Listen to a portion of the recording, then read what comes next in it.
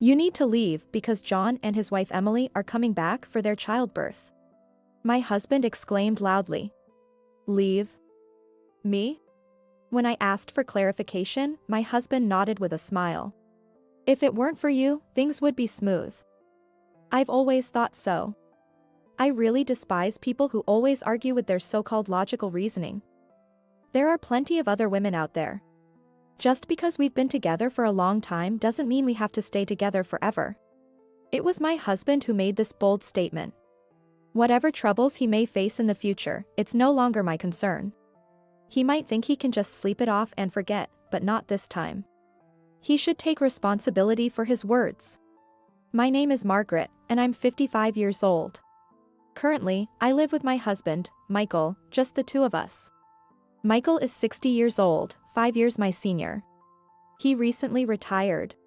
He seemed pleased, saying, maybe I'll take it easy from now on and enjoy some fishing as a hobby. Meanwhile, I run a small but successful apparel business, which is doing quite well, thankfully. The reason we can afford an apartment with a bit higher rent is thanks to this business. Michael used to be supportive, but things changed after his retirement. First, his daily routine changed. Now that he's retired and always at home, he has many days with no plans. As a result, he started to lead a more lax lifestyle, with an increase in days spent lounging around. He would stay up late watching TV or sleep past noon. If it's occasionally, that's fine. But when it continues for several days, I can't help but become concerned. Even when I suggested, we're not young anymore, maybe we shouldn't disrupt our daily routine so much, he wouldn't listen. Instead, he would snap at me, saying, I've worked hard all my life, let me do what I want. Don't tell me what to do. Another issue was his boredom. He had few friends to begin with, and his only hobby was fishing alone. After retirement, he seemed to have too much free time. What he started doing was nitpicking my housework. Frankly, housework is not my forte. Due to my busy work schedule, I rely heavily on the latest home appliances. I depend on a cleaning robot for cleaning and electronic cooking devices for meals. But my husband didn't like that. These robots can't possibly clean every nook and cranny. It's more reliable to do it by hand.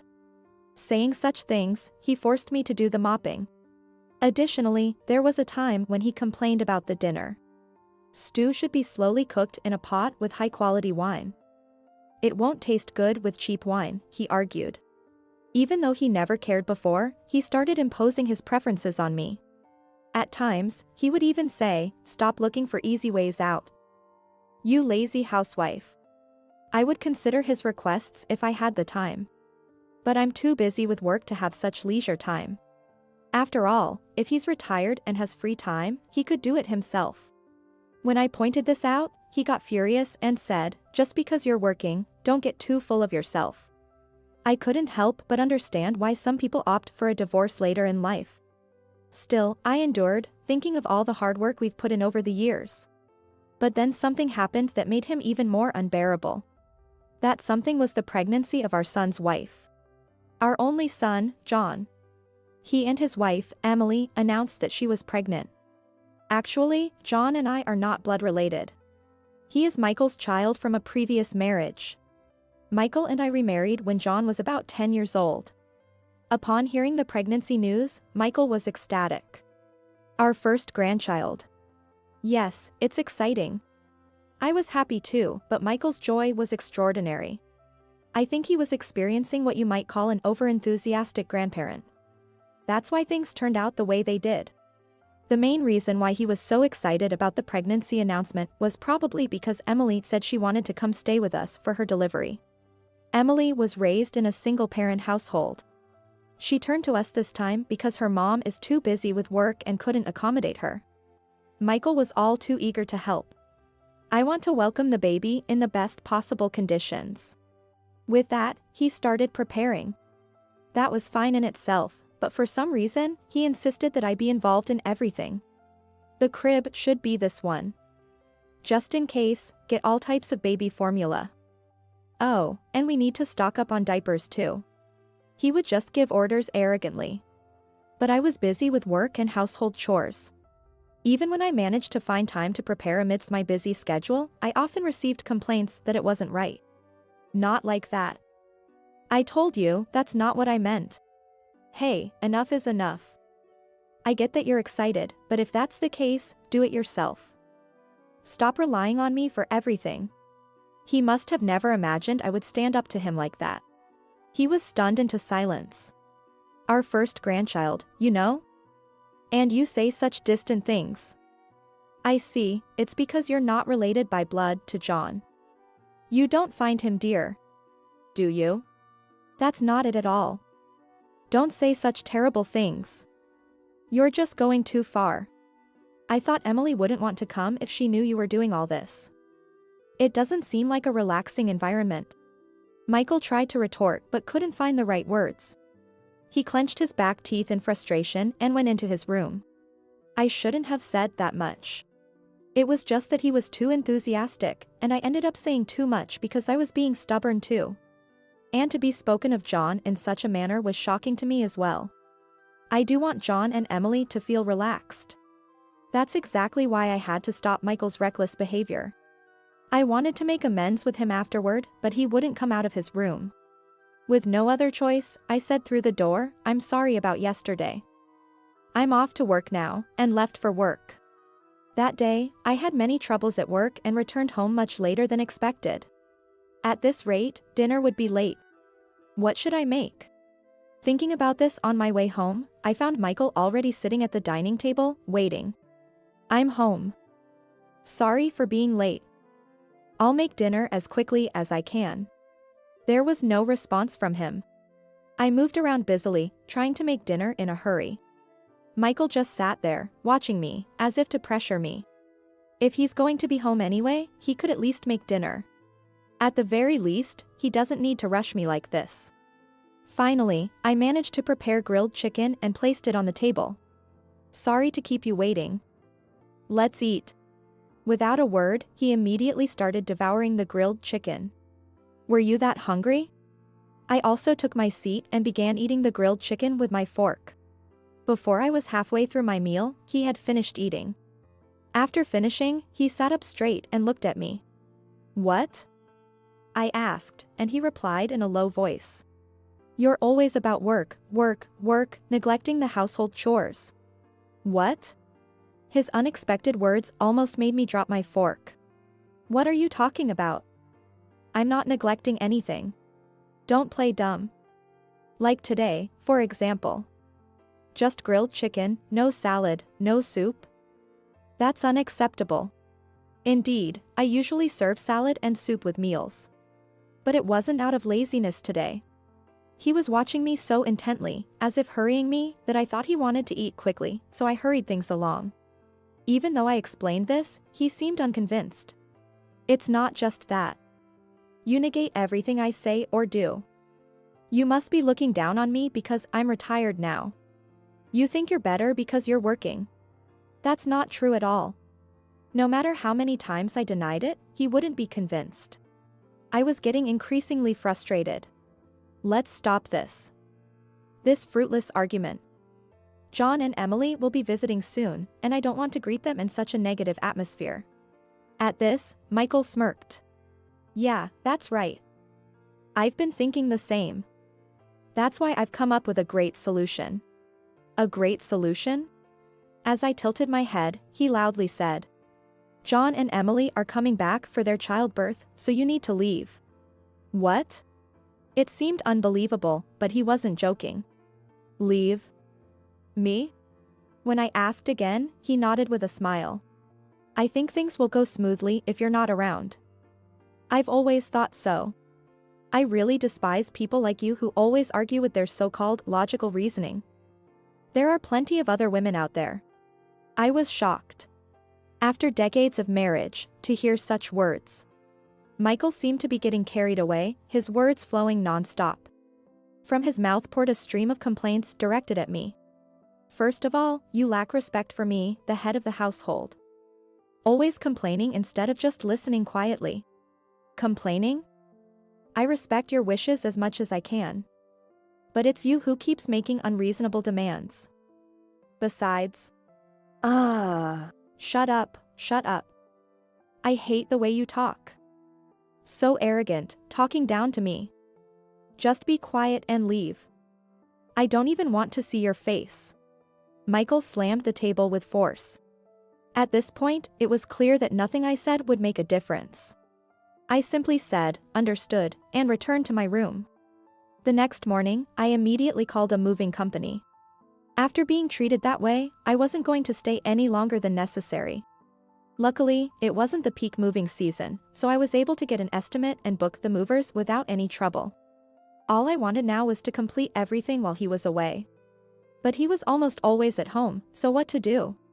As I worried, it seemed like divine intervention occurred. I'll be going out for a bit from tomorrow. He is the type who thinks everything resets after a night's sleep. So, he spoke to me quite normally. Apparently, he was invited by his fishing buddies for an overnight trip. This was my chance. There was a slight awkwardness between us. Perhaps this time, even he realized he had gone too far. Yet, there was no apology from him. Perhaps he was hoping to pretend yesterday's outburst never happened. He's always been like that. Until now, I've been the bigger person, turning a blind eye. But after what was said, I can't just let it slide anymore. The moving estimate came quickly. I planned to take all the furniture and appliances with me, but it was less than I expected. The issue was finding a place to move to. But that was resolved smoothly as well. A person named Sophia, whom I knew through work, offered to let me stay at her place. And it was a brand new building, no less. Are you sure about this? I asked again. You have helped me so much, she said, so I decided to accept the offer. I went to see the property right away. It was more than satisfactory, with no issues at all. I then completed the move while Michael was away. Thanks to his tirade, I had no regrets. Perhaps I had grown weary of life with him too. The night after I moved, Michael called. Thinking, here it comes, I took a deep breath before answering the phone. Hello? Margaret. What is this? What's going on? Even from his voice, I could tell he was panicking. I almost laughed but responded calmly. What do you mean? The house, it's empty. What's happened here? Oh. You told me to leave, so I did just that. I took everything, from the latest appliances to my favorite dining table. I just told you to leave, not to take everything from the house. That's crazy. What? It would be crazy to leave them behind. I bought all those things with my own money. You said they weren't necessary and didn't contribute a cent. He fell silent, but after a moment, he managed to say, as if squeezing the words out. Well, it's fine. John and Emily are coming tomorrow. We'll manage without the furniture. Imagine their surprise when they see that room. Good. Then it worked out perfectly. Say hi to John and Emily for me. There was no point in continuing the conversation. I hung up quickly. There was another significant matter, but since he hadn't noticed, I didn't mention it. The next day, John called to say, we're almost there. Didn't he tell you? I've left the house. Really? John seemed surprised but didn't probe further. In fact, I sensed more relief than shock in his voice. Wow, you're not there. We can do whatever we want then. You're not coming back, right? That's right. I always had a feeling, but John probably found me annoying. He didn't like that I didn't coddle him because he was a stepchild. You're not as kind as other women, young John once told me. I thought I was raising him with love so he wouldn't struggle in the future. Well, it's better this way. We don't have to walk on eggshells around each other. Emily wasn't fond of you either, so she'll be happy. Take care. Being overly talkative must be something he inherited from his father. After hanging up the phone, I found myself pondering this. I was somewhat on edge that day, making it hard to focus on work. I thought I might receive a call regarding the furniture and appliances. Previously, Emily had mentioned, having all these appliances must make things so much easier for you. I secretly suspected that their return might be motivated by these conveniences. Contrary to my expectations, there were no calls that day. The call finally came at the end of the month. Margaret? I immediately knew the reason for my husband's hesitant call. But I pretended to be clueless. What? About the rent. Yes. What about it? He probably wanted to ask for the rent due to his pride but couldn't bring himself to say it.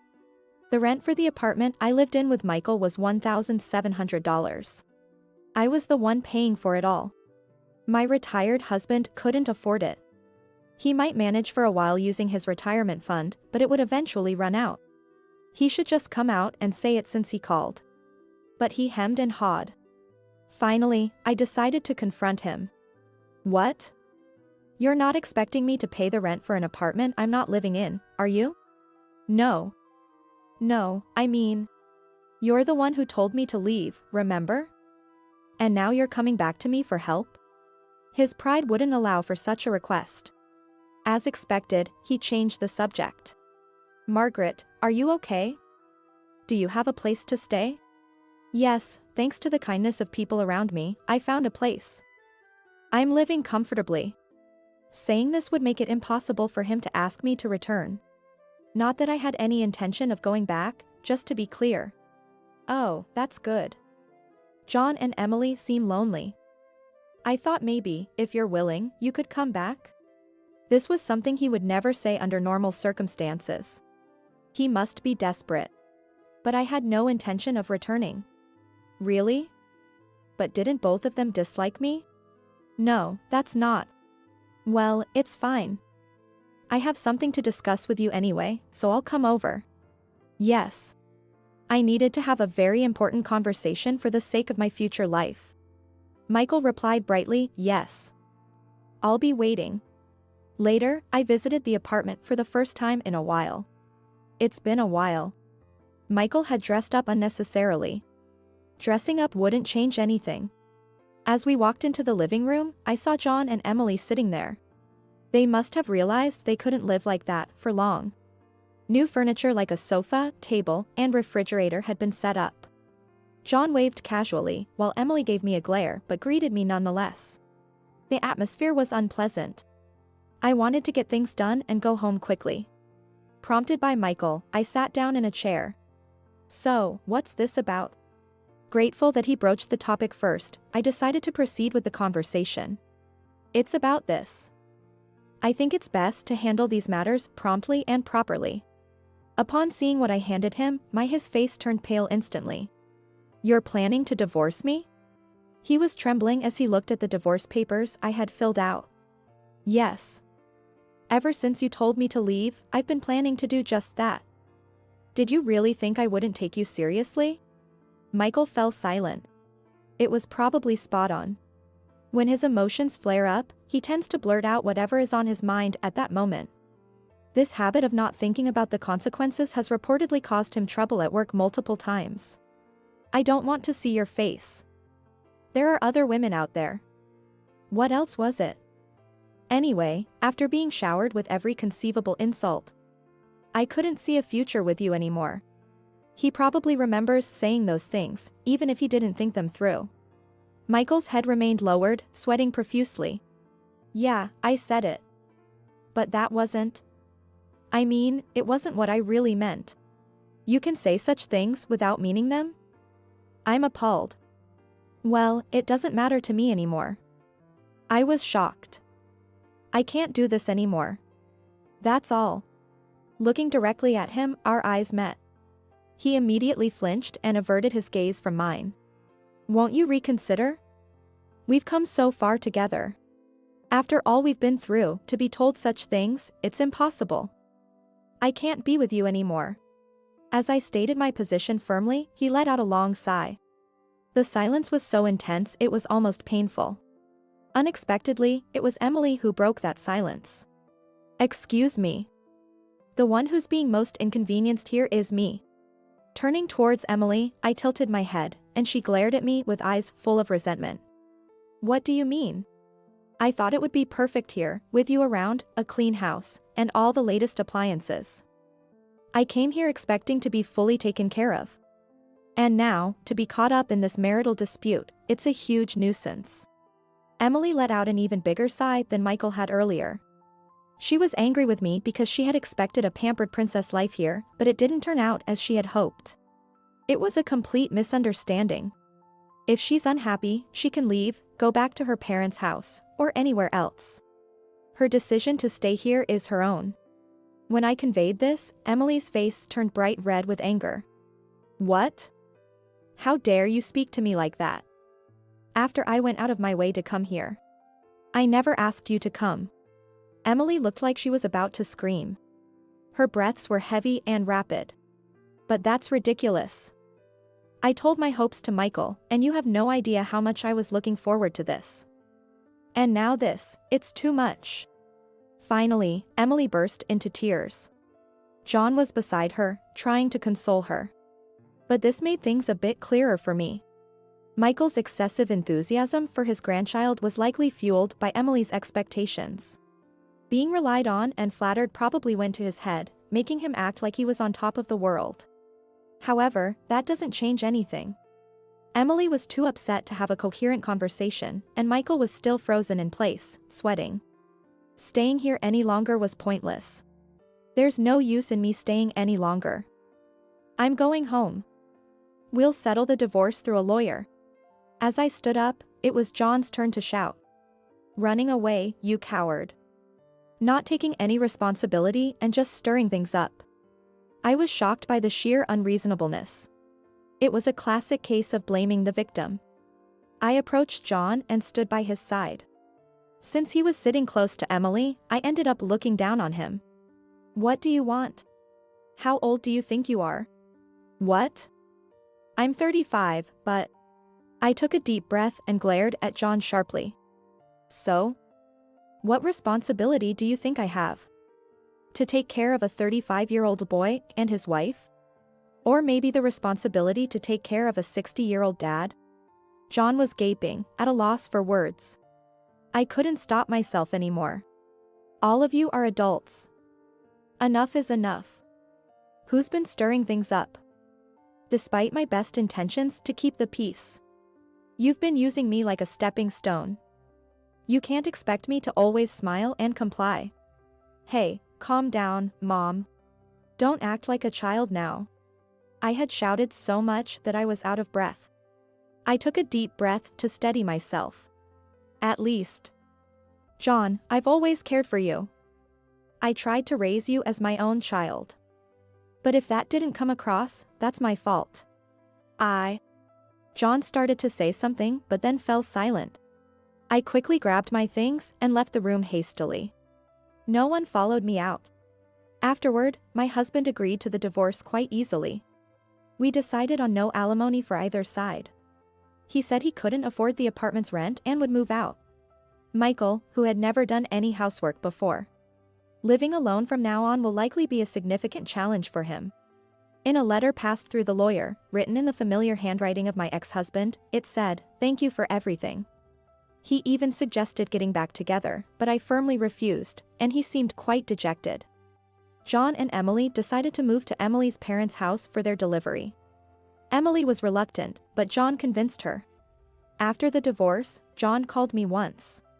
"I'm sorry for everything. I'll try to be a parent like you," he said, sounding embarrassed. Perhaps John hadn't disliked me as much as I thought, maybe he just couldn't express himself honestly. I ended up buying the new house I was renting and still live there. Work is going well. I was a bit tired right after the divorce, but now I feel refreshed. The relief of not having to take care of anyone is immensely liberating. I don't know how many more years I can work, but I plan to do my best as long as I can. Of course, I'll enjoy my personal life too. And in my heart, I secretly wish for John's happiness.